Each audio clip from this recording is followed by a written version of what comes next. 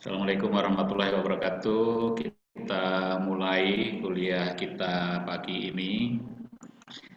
Hari ini Selasa 2 Juni 2020. Kita mulai dengan kuliah manajemen keuangan. Kita lanjutkan. Materi hari ini adalah tentang manajemen piutang. Jadi untuk materi sudah saya upload ya di Edmodo, nanti tinggal kita melihat, Anda pelajari lagi sekalian. Kegiatan kita ini juga saya rekam gitu ya, supaya nanti bisa Anda juga bisa membuka kembali, bisa membaca lagi dan seterusnya. Ya, enggak apa, yang hadir tidak harus semuanya hadir, perwakilan juga boleh. Ya, meskipun demikian nanti barangkali ada yang di jalan, ada yang masuk-masuk, di tengah jalan masuk-masuk saya akan admit. Ya, oke. Di pertemuan kali ini kita akan pelajari kembali atau pelajari mengenai manajemen piutang. Apa sih manajemen piutang itu? Kalau di sini saya sampaikan dulu tentang dua pengertian dari piutang dulu ya. Menurut Aloysius Haryono Yusuf dalam bukunya yang terbit tahun 2003 tentang manajemen keuangan, pengertian piutang menurut A.L. Haryono Yusuf adalah hak untuk menagih sejumlah uang dari si penjual kepada si pembeli yang timbul karena adanya suatu transaksi. Awalnya memang piutang itu terjadi karena adanya transaksi, tetapi transaksinya ini dilakukan secara kredit, artinya tidak langsung bayar. Menurut Bambang Rianto tahun 2008 dalam buku Manajemen Keuangan Bambang Rianto, manajemen piutang adalah merupakan elemen modal kerja yang juga selalu dalam keadaan berputar secara terus-menerus dalam rantai perputaran modal kerja. Nah, jadi kalau Pak Bambang Rianto, ini Profesor Bambang Rianto itu menyatakan karena dia memang lebih concern di modal kerja ya.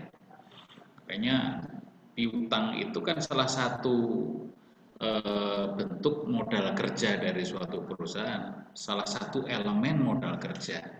Jadi keadaannya selalu berputar terus-menerus dalam rantai perputaran modal kerja. Ya. Mungkin pengertian pertama lebih mudah dipahami daripada pengertian kedua, begitu ya. Ini lebih advance untuk Pak Bambarian. Selanjutnya pengertian yang lain, manajemen piutang ini adalah aktiva yang menunjukkan jumlah gitu ya, menunjukkan jumlah tagihan yang dimiliki oleh perusahaan sebagai hasil dari penjualan barang atau jasa di dalam kegiatan usahanya. Jadi aktiva yang menunjukkan jumlah tagihan yang dimiliki oleh perusahaan sebagai hasil dari penjualan barang atau jasa di dalam kegiatan usahanya. Jadi kan itu merupakan aktiva. Memang kalau kita lihat posisinya piutang itu juga ada di aktiva. Kita ingat barangkali kemarin kita sudah belajar tentang neraca ya. Di atas sendiri itu ada kas. Kemudian di bawahnya barangkali ada efek-efek. Berikutnya ada piutang, kemudian ada persediaan. Nah, disitulah aktiva yang dimaksud. Piutang ada di sana. Piutang dalam bahasa Inggrisnya sering disebut dengan account receivable. Ini Ini menunjukkan adanya kebijaksanaan kredit oleh perusahaan kepada langganan atau customer. Nah, ini lebih mudah lagi ya kita pahami. Jadi artinya ada kebijaksanaan kredit dari perusahaan kepada customer, kepada langganannya. Kita akan melihat nanti pelanggan itu siapa gitu ya. Kan kita sudah tahu ya, ada pelanggan langsung atau pasar yang paling bawah. Begitu ya, pelanggan langsung artinya pasar yang paling bawah. Sering disebut sebagai end user. Nah, end user itu adalah yang langsung menikmati terhadap suatu produk tersebut. Tapi selain itu juga ada pelanggan yang notabene pelanggan ini adalah merupakan pasar yang lebih tinggi. Ya, misalkan kalau Anda lihat contohnya toko-toko, ya pengecer, bahkan termasuk minimarket, supermarket, itu juga merupakan suatu pelanggan dari suatu perusahaan. Nah, di perusahaan yang seperti itu merupakan pelanggannya, merupakan pasarnya dari suatu perusahaan besar yang memproduksi produknya. Itu juga yang akan diberikan kebijaksanaan kredit. Nah, semuanya itu dalam hal piutang ini menurut Profesor Bambang disebut sebagai investasi. Jadi artinya kita menginvestasikan sejumlah dana tersebut dalam suatu akun piutang. Nah, sekarang tujuan untuk menginvestasikan dana dalam piutang apa saja? Yang pertama, untuk meningkatkan volume penjualan. Yang kedua, untuk meningkatkan laba. Yang ketiga, untuk menghadapi persaingan. Coba sekarang perusahaan mana yang tidak melakukan atau perusahaan mana yang tidak menjual produknya dengan cara kredit, gitu ya. Bahkan kita sekolah, kita kuliah begitu ya, itu tidak langsung dibayar tunai full begitu ya, tetapi dicicil per bulan seperti itu ya. Nah, tujuannya yang pertama untuk meningkatkan volume penjualan. Dengan cara seperti itu, masyarakat, kemudian konsumen, calon konsumen itu lebih mudah tertarik. Kita beli sesuatu, beli motor, beli mobil, atau barang-barang elektronik secara kredit. Karena ya itu tadi ya, oh ada kemudahan, kita nggak langsung bayar dengan jumlah yang besar. Artinya volume penjualan dengan cara seperti ini menjadi naik. Yang kedua, untuk meningkatkan laba. Laba memang bisa naik atau bisa meningkat dengan cara penjualan dengan cara piutang. Kenapa? Karena harga piutang tentu saja sudah dinaikkan, sudah disesuaikan, sudah di-up. Tidak seperti kalau kita beli secara tunai, begitu ya. Kalau secara tunai labanya justru lebih rendah. Belum lagi nanti kalau kita berhubungan dengan finance misalkan begitu ya. Ya, kemudian yang ketiga untuk menghadapi persaingan. Kita kalau nggak mungkin perusahaan kita itu tidak mengikuti apa yang terjadi di pasar, gitu. Karena kebanyakan sekarang perusahaan itu tidak ada perusahaan yang hidup sendiri, menentukan sendiri, dan seterusnya. Dia pasti berhadapan dengan orang lain dan mereka juga sama seperti itu. Ya. Selanjutnya tentang faktor-faktor yang mempengaruhi besarnya investasi dalam piutang. Ada beberapa faktor besarnya investasi dalam piutang. Artinya ini perusahaan berani memberi kredit seberapa besar begitu ya. Yang nomor satu adalah volume penjualan kredit. Nah, hubungan dengan volume penjualan kredit ini kita pasti akan melihat bentuk perusahaannya seperti apa, gitu ya. Yang jelas otomotif itu volume penjualan kreditnya besar. Elektronik volume penjualan kreditnya besar. Tapi kalau kemudian perusahaannya itu adalah perusahaan makan, ya, restoran, nah yang seperti itu yang susah untuk dijual secara kredit, kecuali kita menerapkan mereka boleh membayar dengan kartu kredit. Nah, jadi yang pertama diperhatikan volume penjualan kreditnya, gitu ya. Kalau volume penjualan kreditnya besar, nah artinya nanti kebijaksanaan kredit yang kita tempuh juga akan ya harus mengikuti itu, gitu ya. Yang kedua, syarat pembayaran penjualan kredit. Nah, mungkin kalian pernah dengar adanya syarat pembayaran 5/10 atau 2,5/10 atau 3/10 N30. Nah, apa itu maksudnya? Dari teman-teman adik-adik yang dari SMA IPS atau dari SMK tentu saja sudah sangat paham syarat pembayaran itu ya. 2,5/10 N30. Artinya pembayaran yang dilakukan dengan cara kredit selama 30 hari dengan bunga 2,5 atau dengan potongan 2,5% apabila dia membayar kurang dari 10 hari. Nah, 2,5/10 itu adalah potongan 2,5% sebelum 10 hari.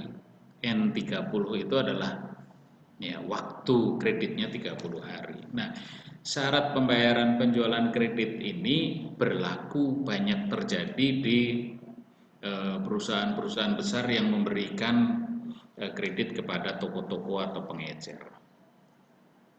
Yang ketiga, ketentuan tentang pembatasan kredit. Nah, ada pembatasan kredit, ada plafon, ada kuota gitu ya. Nah, kredit ini dibatasi tidak? Pembatasan kredit itu bisa terjadi yang pertama oleh pemerintah, yang kedua memang oleh perusahaan itu sendiri. Pemerintah biasanya memang mengatur tentang penjualan kredit supaya perusahaan itu meskipun menjual kredit masih dalam koridor yang masih normal, wajar gitu ya, makanya pemerintah mengatur. Yang keempat, kebijaksanaan dalam pengumpulan piutang.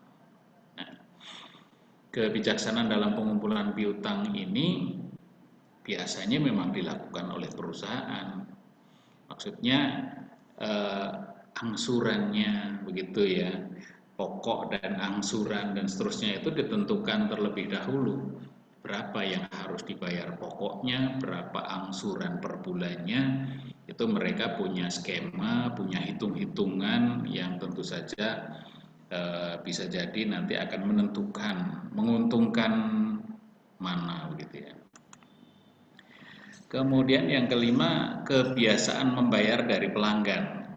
Ini menjadi hal yang perlu sangat diperhatikan gitu ya. Kalau perusahaan itu sudah jalan lama, mereka punya data tentang si A ini selalu tertib bayarnya, si B selalu harus ditagih dan seterusnya. Tolong Wisnu di mute ya. Ya, oke, selanjutnya 3 aspek penting dalam manajemen piutang. Nah, 3 hal inilah yang menjadi suatu hal yang penting ketika kita masuk dalam manajemen piutang. Yang pertama, kebijaksanaan kredit itu sendiri. Yang pertama dari sini adalah tentang penetapan standar kredit, analisis kredit, begitu ya nanti ya. Kemudian yang kedua, penetapan jangka waktu kredit. Penetapan jangka waktu kredit itu dimulai dengan adanya cash discount, periode cash discount dan periode kredit. Tadi ya, penetapan jangka waktu kredit, kreditnya itu lamanya berapa sih? 1 bulan atau 1 tahun gitu ya. Atau berapa tahun, ini untuk produk-produk yang bervaluasi tinggi tentu saja ya. rumah, motor, mobil, begitu. Kreditnya berapa? Ada plafonnya, plafon kreditnya berapa gitu ya. Dan kebijaksanaan pengumpulan. Nah, ini pengumpulan itu artinya memang nanti cara proses penagihannya itu seperti apa. Ini 3 aspek penting dalam manajemen piutang. Ya. Nah, dalam piutang itu mengandung unsur biaya. Ada biaya yang dikeluarkan ketika perusahaan itu menjual secara kredit barangnya, produknya, atau jasanya bahkan. Nah, biaya-biaya itu biasanya tercermin dalam 4 hal ini. Yang pertama, biaya pembelanjaan piutang. Artinya biaya pembelanjaan piutang itu secara keseluruhan gitu ya.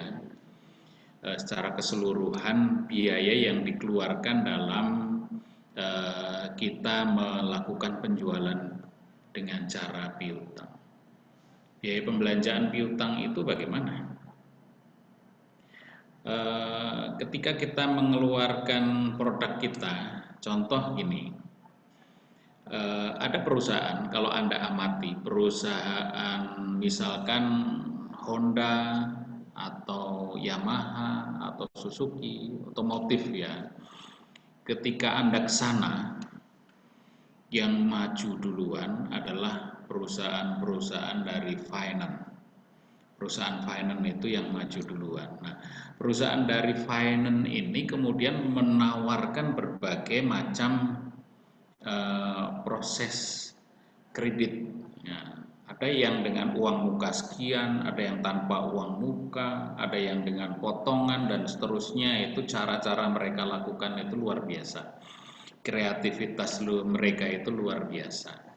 Nah, dari situ pihak perusahaan akan keluar biaya sebenarnya, ya karena mereka harus mengatur bahwa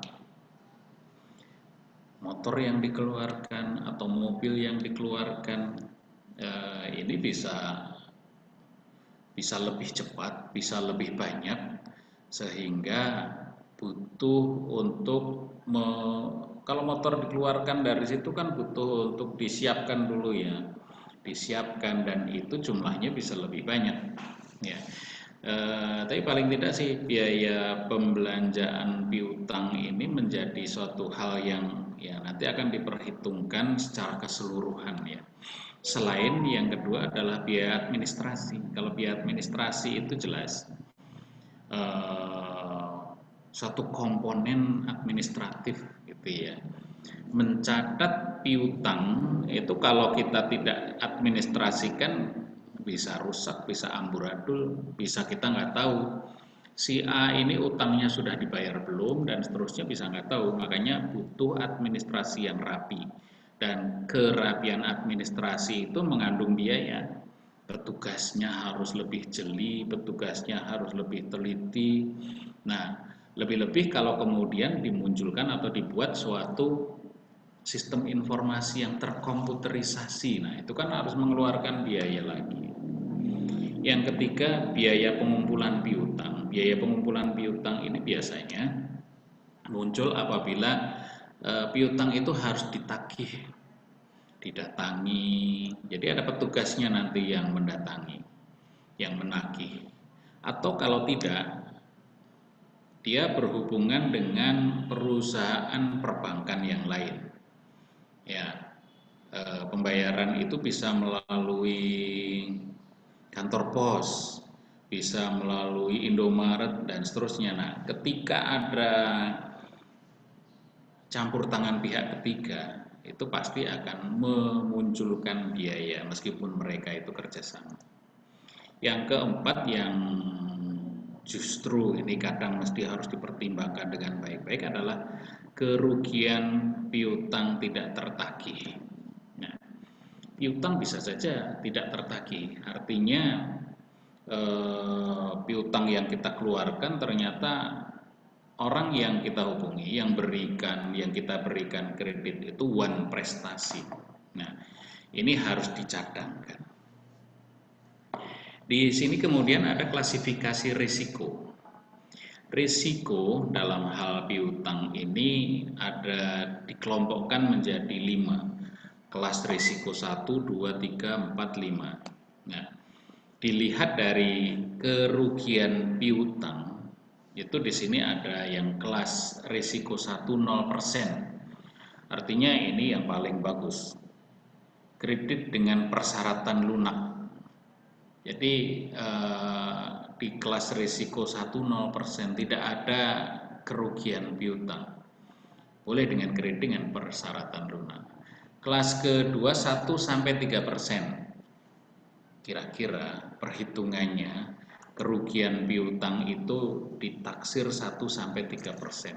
Nah, ini sudah dengan menggunakan kredit dengan persyaratan ketat, gitu ya. Kelas risiko 3, 4 sampai 6% kerugian piutangnya cash on delivery, COD. Ini harus tunai. Nggak bisa karena ya kita nggak mau rugi 6% gitu ya dari kegiatan piutang itu. 4% saja enggak. Kemudian kelas risiko 4, 7 sampai 9%. Cash before delivery. Harus ada yang dibayar di muka. Bayar dulu baru ya. Seperti kalau kita belanja online itu ada model COD, ada model cash before delivery. Bayar dulu baru nanti dikirim. Dan kebanyakan yang itu ya cash before delivery. COD itu hal-hal tertentu dan kemudian kalau terjangkau ya. Karena risiko kerugian piutangnya ya itu antara 4 sampai 6% itu bisa COD, 7 sampai 9%. Nah, itu untuk CBD, cash before delivery, dibayar di muka. Kemudian kelas resiko yang kelima lebih dari 10%. Ya, lebih dari 10% artinya tidak diberi kredit. Wah, ini nggak bisa. Tidak diberi kredit karena risikonya besar. Selanjutnya tentang keputusan laba. Nah, setiap perusahaan yang menginvestasikan piutangnya itu dia sebelumnya sudah memperhitungkan tentang kalau saya jual secara piutang, secara kredit, ini laba saya menjadi berapa? Yang jelas memang volume penjualan kita lihat tadi ya, dengan adanya piutang volume penjualannya besar, tinggi. Tapi kan kalau itu dibayar secara tunai, itu ya jelas labanya akan kelihatan. Tapi kalau ini kan kita terima nanti. Nah, kecuali ada pihak ketiga, seperti kalau tadi motor ya, atau handphone, motor, mobil, itu ada pihak ketiga yang disebut sebagai pihak finance perantaranya.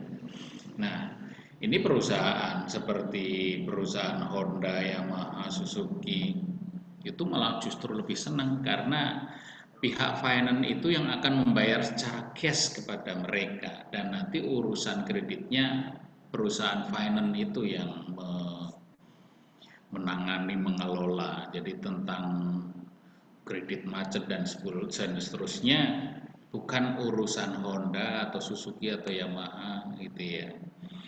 Nah, keputusan laba itu diawali dengan adanya peramalan penjualan. Jumlah yang kita bisa jual secara kredit itu berapa? Itu bisa kita ketahui dengan kita melakukan peramalan. Ya, meramal banyak variabel dalam hal meramal penjualan. Ya.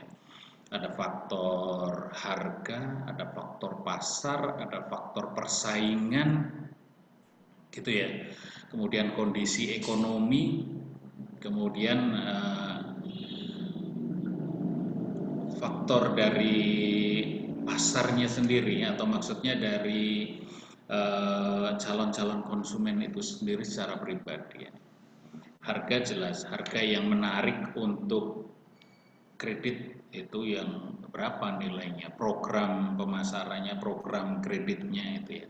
Nah, di situ ada peramalan dulu, meramal penjualan kira-kira di tahun depan atau bulan depan kita bisa menjual berapa. Tadi ya variabelnya banyak. Yang kedua, penentuan harga pokok penjualan. Nah, harga pokok penjualan ini adalah unsur yang terkandung dalam produksi, gitu ya, unsur yang terkandung dalam produksi. Di ujian yang lalu sudah saya sampaikan tentang harga pokok penjualan yang akan menentukan laba kotor, begitu ya. Nah, itu harga pokok penjualan itu bisa dibuat kecil, dibuat rendah, atau bisa tinggi, itu tergantung dari nanti penanganan harga pokok penjualannya. Yang ketiga, kita nanti bahas secara terpisah. Peramalan biaya administrasi, pengumpulan piutang, dan piutang tak tertagih. Jadi artinya ini diramalkan dulu, diperkirakan. Di administrasi sebenarnya itu tidak perlu perkiraan, tapi sudah jelas bisa ditelusuri. Pengumpulan piutang biayanya juga seperti itu jelas gitu ya. Tapi pengumpulan piutang memang tidak semuanya gitu ya. Ada orang-orang yang tertib dalam hal pengumpulan piutang sehingga tidak perlu ditagih. Nah, itu tidak akan muncul biaya. Nah, dan piutang tak tertagih. Nah, ini nanti setelah ada data historis bisa ketahuan, oh piutang tak tertagih itu berapa persen. 1%, 2%, atau 0, berapa persen begitu ya. Yang keempat, peramalan tingkat diskon.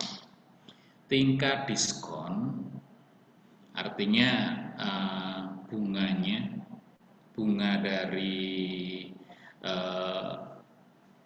penjualan atau kredit yang kita lakukan, kemudian juga potongan-potongan yang diberikan atau program kredit yang diberikan oleh finance itu juga perlu diramalkan, diketahui terlebih dahulu.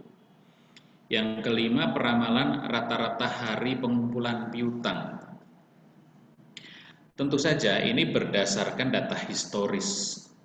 Kira-kira yang terbaik hari pengumpulan piutangnya itu berapa hari. Tentu saja yang seperti ini bukan hanya sekedar untuk maksud saya tidak harus gitu ya. Kalau perusahaan baru tidak harus dari kita kan, kalau perusahaan baru belum punya data historis untuk rata-rata hari pengumpulan piutang. Nah, dia harus belajar ke perusahaan lain. Kira-kira rata-rata industri hari pengumpulan piutangnya berapa? Kita mesti harus lihat rata-rata industrinya. Yang keenam, peramalan rata-rata piutang itu piutangnya. Peramalan rata-rata piutang, ya, besarnya piutang, artinya masyarakat, calon konsumen berani membayar atau berani piutangnya itu seberapa besar, itu bisa diperhitungkan. Kemudian yang ketujuh, perhitungan tambahan biaya atas investasi piutang. Ya, dalam investasi piutang tadi, kalau kemudian kita selenggarakan sendiri piutang itu, kita butuh biaya tambahan atas investasi piutang. Ya, di administrasi jelas, di sistem informasi bisa jadi, ya, dan seterusnya. Oke, ini keputusan laba, artinya laba itu akan muncul ketika peramalan-peramalan itu sudah jelas kita lakukan. Dalam manajemen piutang, kita akan melakukan seleksi kredit. Nah, seleksi kredit bisa muncul dari persaingan yang tinggi. Persaingan yang tinggi, akhirnya nanti perusahaan akan melakukan penjualan secara kredit. Artinya memang penjualan secara kredit itu sebagai akibat dari karena persaingan. Caranya bagaimana? Supaya volume penjualan kita itu tinggi di era persaingan yang seperti ini. Ya, makanya satu-satunya jalan ya kita harus berani keluarkan barang dulu, keluar barang dulu, kredit gitu ya.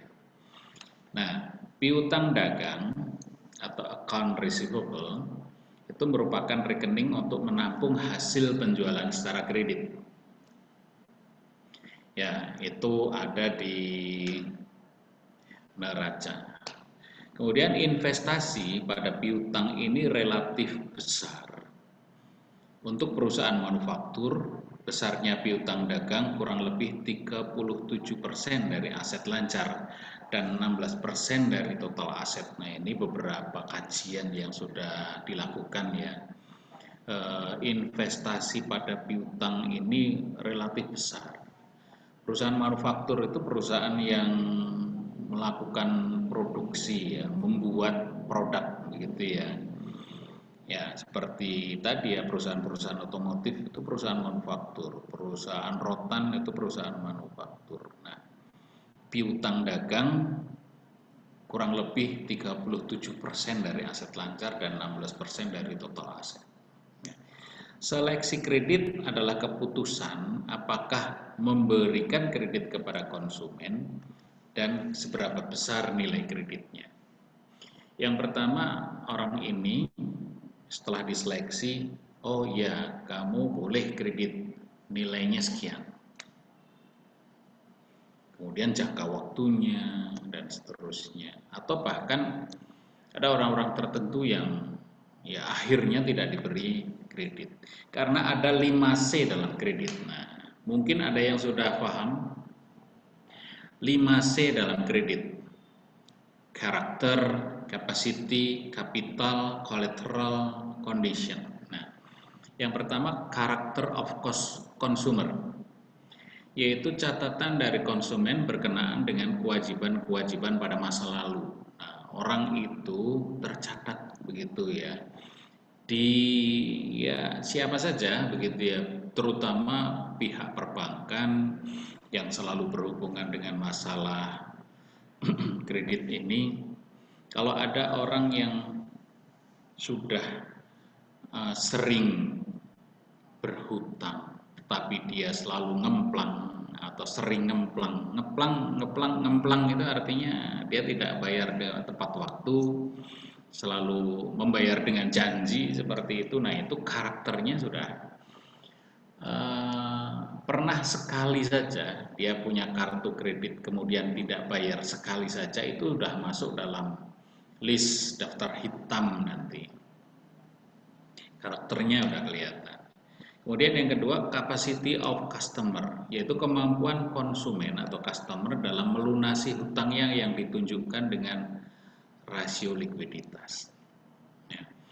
Kapasitas dari konsumen ini dilihat, diamati, dia mampu tidak membayar hutang itu. Makanya kemudian persyaratan kredit itu salah satunya pekerjaannya apa, dia punya background penghasilannya dari mana saja. Backgroundnya nanti ditelusuri, penghasilannya seberapa rutin, seberapa bagus gitu ya. Itu di rasio likuiditas, kemampuan seseorang untuk membayar. Kemudian yang ketiga, capital of customer, kemampuan finansial dari konsumen yang ditunjukkan dengan posisi kepemilikan.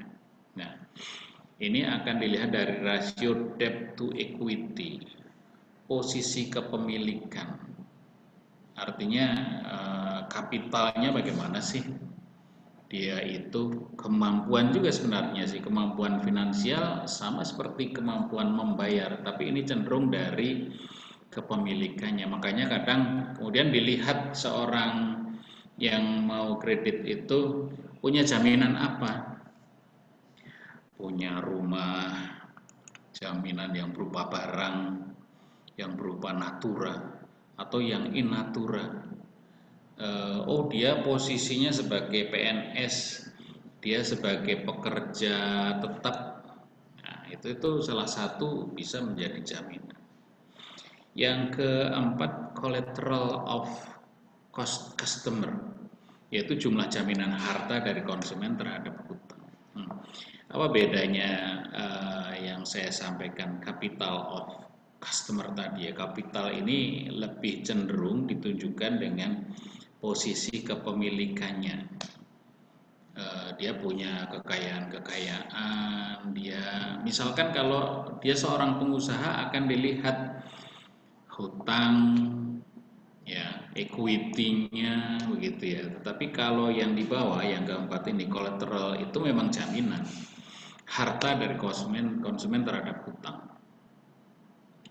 Dia punya rumah dan sebagainya tadi ya, itu nanti bisa dijaminkan.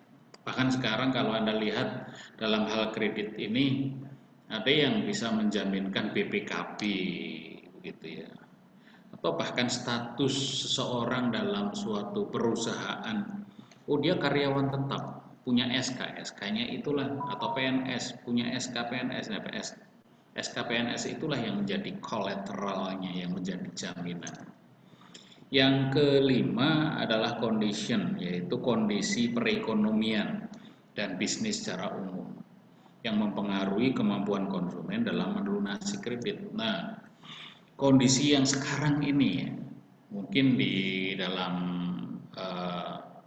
sekarang kan sedang pandemi COVID-19, coronavirus disease 2019. Ini pengaruhnya terhadap perekonomian sangat besar, sehingga pemerintah juga memberikan suatu maklumat kepada perusahaan finance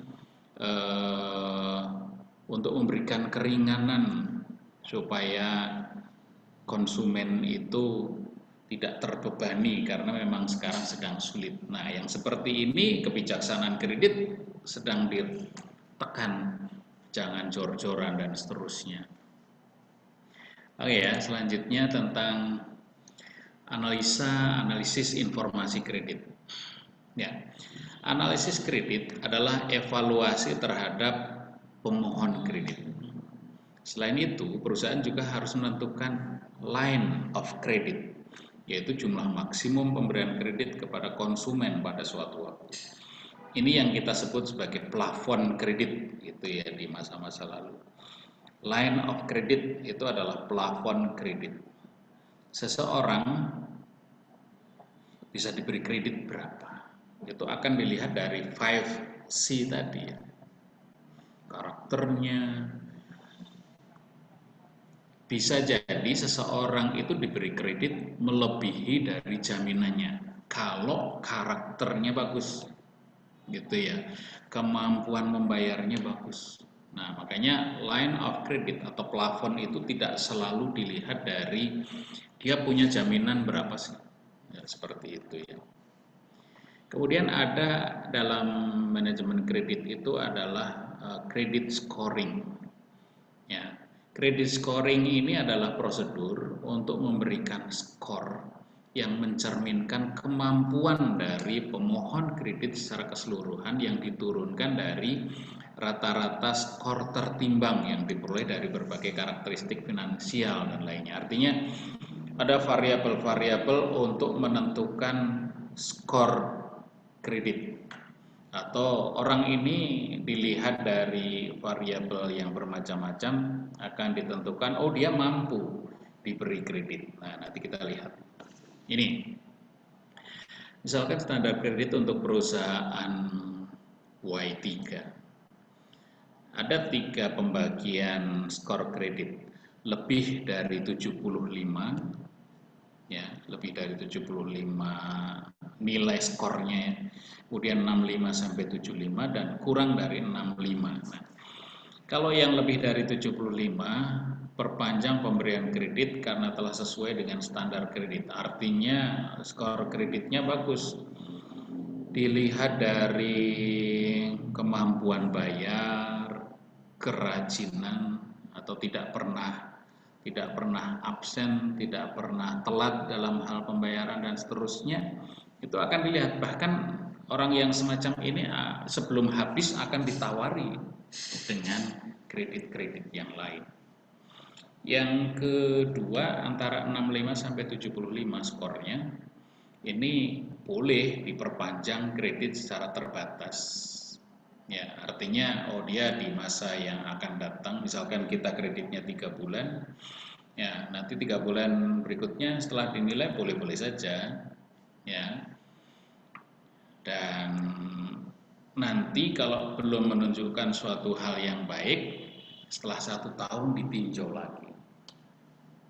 Kemudian kalau yang kredit skornya kurang dari 65, ya tentu saja akan ditolak aplikasi permohonan kreditnya. Waduh, dari berbagai macam pertimbangan dia sudah nggak bagus, barangkali seperti itu ya.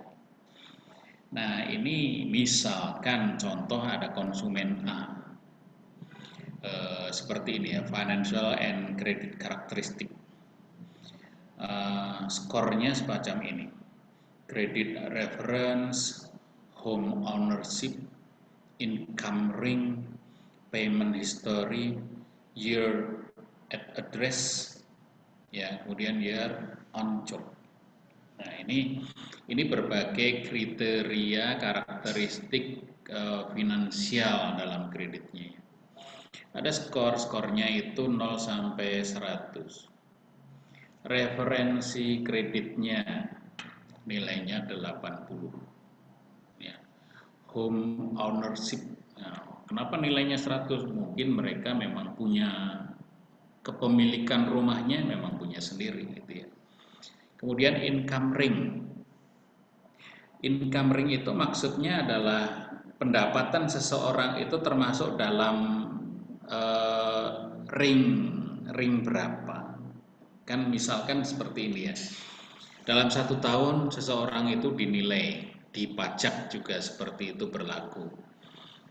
Lebih dari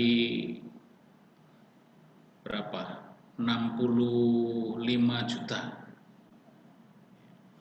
atau kurang dari 50 juta atau antara 10 sampai 40 juta. Nah, itu kan ada ringnya sendiri.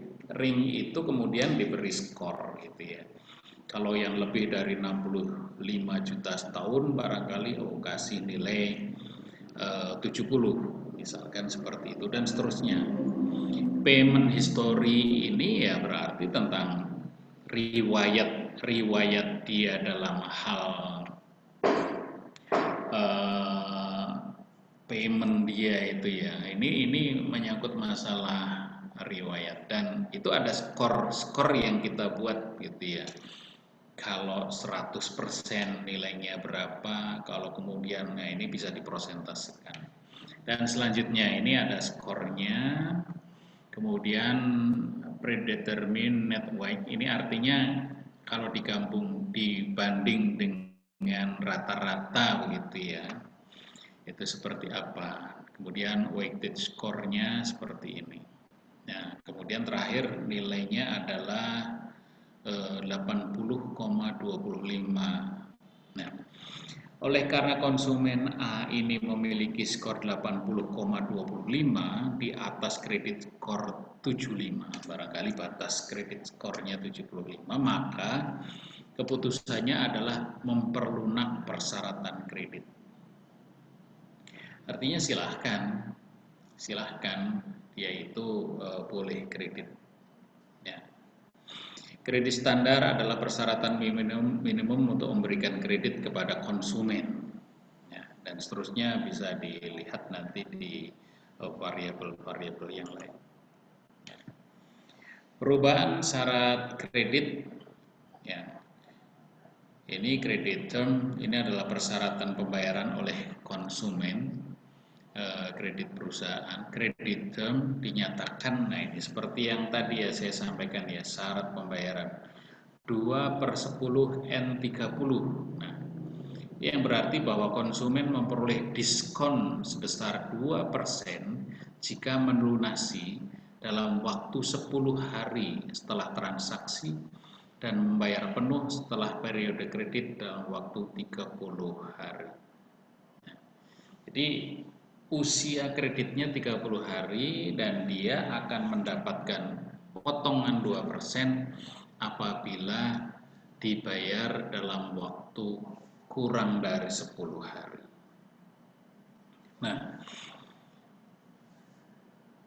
Nah, hal ini kemudian bisa diperbaiki ya, 2%, cash diskon 10 hari, periode kreditnya 30 hari, itu bisa diperbaiki tergantung dari variabel-variabelnya yang berikut begitu ya. Misalkan tentang sales volume atau volume penjualan, kemudian juga investment in account receivable due to non-discount tick paying earlier.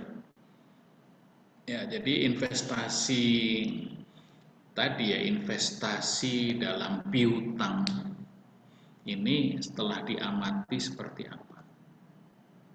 Apakah bagus atau investasinya ini kurang tepat? Ya. Kemudian juga bad debt expenses ya, biaya piutang tidak tertagih. Dan kemudian yang perlu dilihat lagi variabelnya adalah profit per unit. Profit per unitnya akhirnya jadi berapa sih dengan kita menjual secara kredit. Nah, inilah yang akan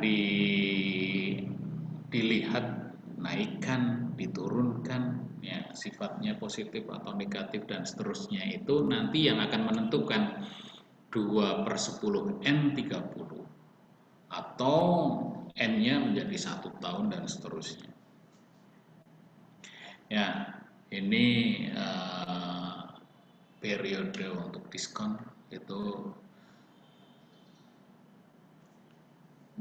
pengaruhnya ya, yang mempengaruhi cash diskon itu terhadap profit disajikan dalam tabel seperti berikutnya. Sales volume sales, direction of change-nya increase, decrease, effect of profitnya positif. Nah, ini akan diperhatikan, dilihat, dipelajari ya. Juga pengaruh kredit periode terhadap profit itu juga seperti itu. Kita lanjutkan saja dulu. Nah, dalam manajemen piutang ada rasio-rasio finansial atau rasio keuangan. Ini sekedar saya sampaikan tentang rumusnya saja. Yang pertama tentang average investment, rata-rata investasi ya, itu total cost of sales dibagi dengan receivable turnover, perputaran piutang. Receivable turnover sendiri itu rumusnya adalah 360 hari dibagi periode kredit. 360 hari itu selama 1 tahun, artinya hari dalam 1 tahun. Biasanya memang hari dalam 1 tahun kita ditentukan sebesar 360 hari. Kalau di negara lain ada yang menentukan 365 hari. Atau net credit sales dibagi dengan average receivable ya. Yang ketiga cost of marginal investment ya. Rate of return dikali dengan marginal investment. Cost of bad debt, nah itu piutang tidak tertagih, prosentase piutang ragu-ragu dikali dengan penjualan. Cost of cash diskon, ini prosentase cash diskon kali penjualan dalam periode tersebut. Ya. Ada contoh soal ya, nanti dilihat di sini dipelajari tentang contoh soal seperti ini. Misalnya perusahaan Karunia dalam tahun 2019 telah menjual hasil produksinya sebanyak 10.000 unit. Untuk tahun yang akan datang diusulkan agar periode kredit dirubah sehingga diharapkan penjualan akan naik 20%. Data lain yang diketahui adalah fixed cost. Fixed cost itu adalah tentang biaya tetap Rp120.000. Variabel cost, biaya variabel per unit Rp16 dan harga jual per unit Rp40. Nah, ini soal yang pertama. A. Jika seandainya biaya dan harga jual per unit tidak berubah, hitunglah average cost 2019 dan 2020. Yang kedua, kontribusi kenaikan penjualan terhadap profit dari rencana yang diusulkan. Yang B, jika seandainya perusahaan Karunia sekarang ini dianggap menjual secara kredit dengan average collection period 30 hari dan diusulkan untuk diperpanjang menjadi 60 hari, rate of return yang diharapkan menjadi 20,5, maka hitunglah satu, average investment dan dua, cost of marginal investment. Nah, yang C, apabila perusahaan Karunia mempunyai bad debt untuk tahun ini rata-rata 1% dan tahun yang akan datang diperkirakan menjadi 3%, hitunglah cost of marginal debt dan bagaimana akibatnya terhadap rencana yang diusulkan. Nah, pemecahannya seperti ini. Yang pertama tadi tentang average cost itu ya, rata-rata biaya. Tahun 2019 total cost-nya tadi diketahui fixed cost 120.000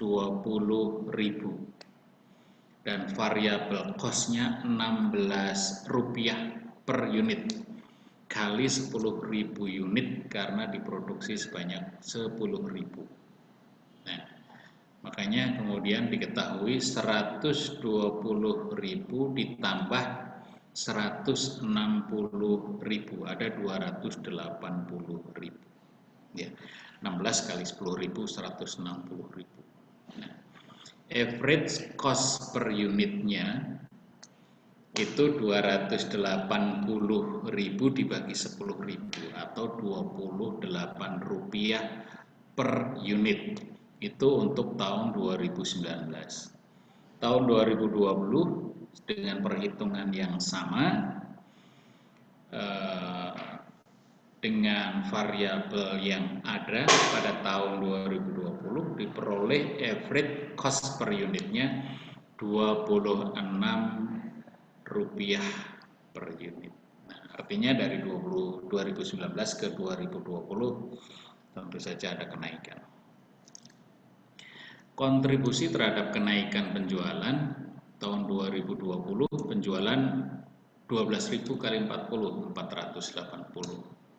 Fixed cost 120.000, variable cost 12.000 kali 16, 192. 48 ya, 480. Kemudian dikurangi dengan total cost ya. Total cost itu fixed cost biaya tetap ditambah dengan variable cost total. Ya, di sini menjadi total cost 312.000. Jadi profitnya itu adalah penjualan dikurangi dengan total cost, ada 168.000.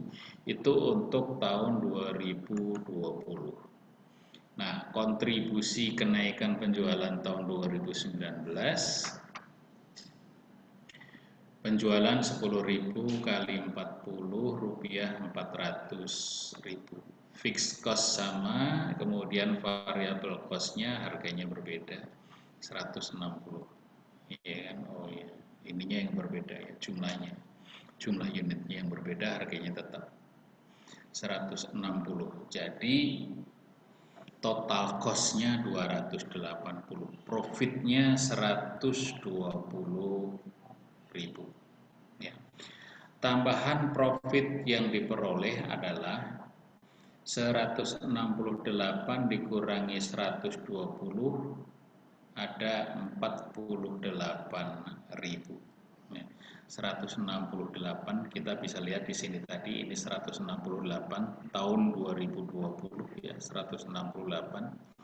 Kemudian tahun 2019 120. Makanya ini 168 tahun 2020 dikurangi 120 tahun 2019, ada Rp48.000. Itu merupakan tambahan profit yang diperoleh selama 1 tahun.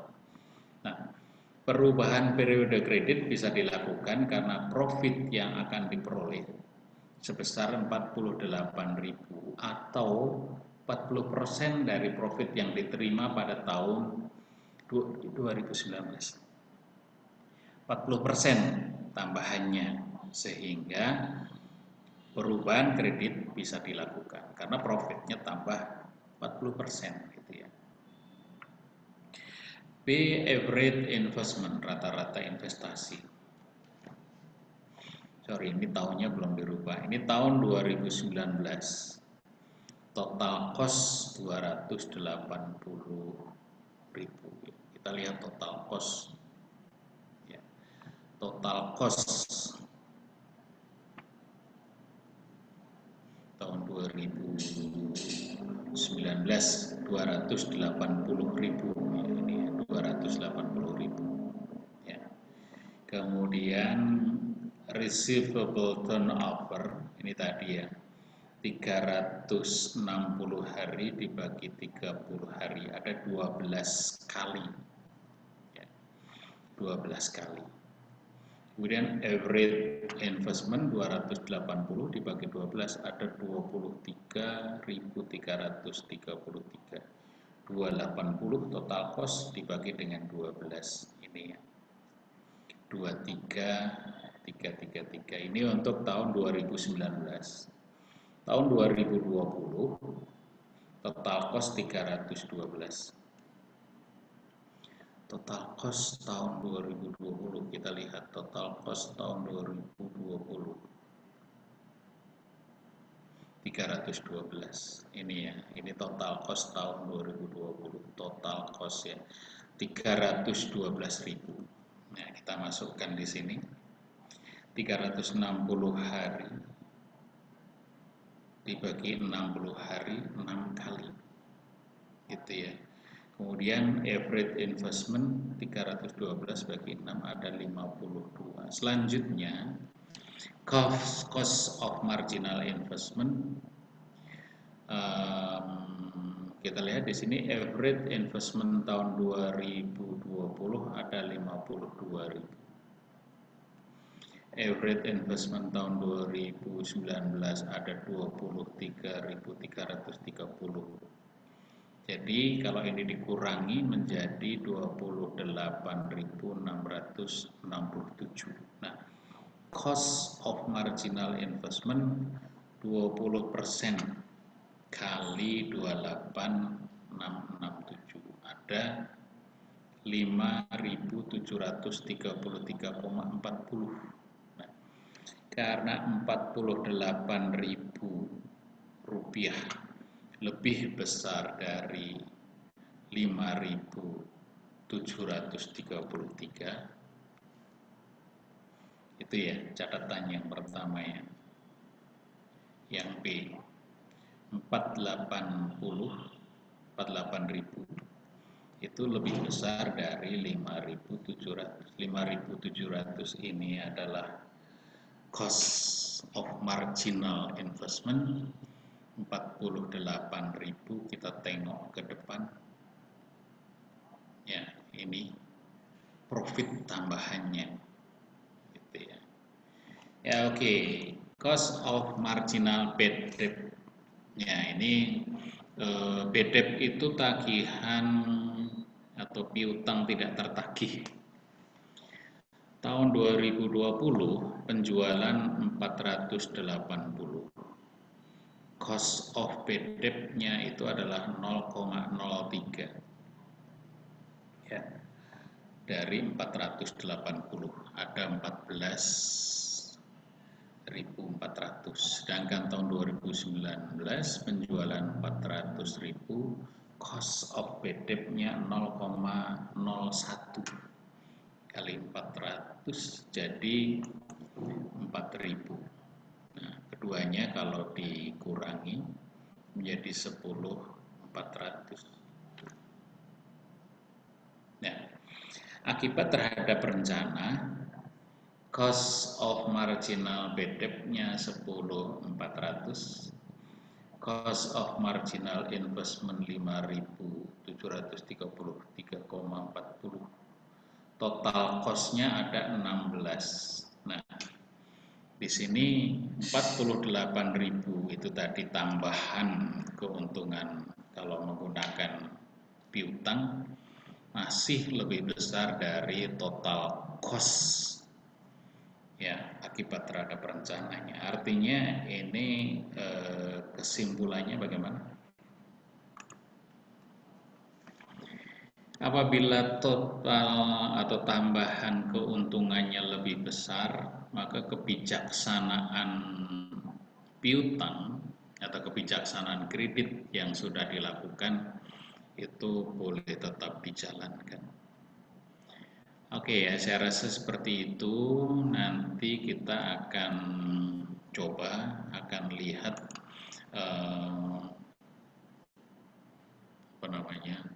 akan lihat di rencana-rencana atau di kuis-kuis yang akan datang. Saya rasa begitu. Terima kasih. Nah, ini mumpung sudah kumpul semuanya pada hari yang mulia ini, saya mengucapkan minal aidin wal faidin. Mohon maaf lahir batin.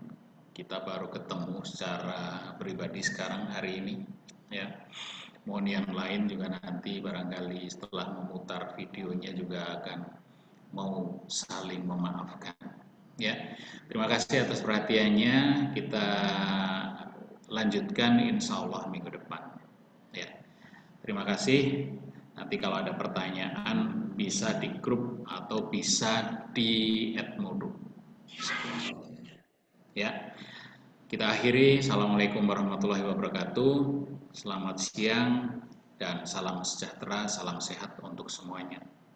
Salam siang. Ya, assalamualaikum. Selamat siang ya. Waalaikumsalam warahmatullahi wabarakatuh. Ya.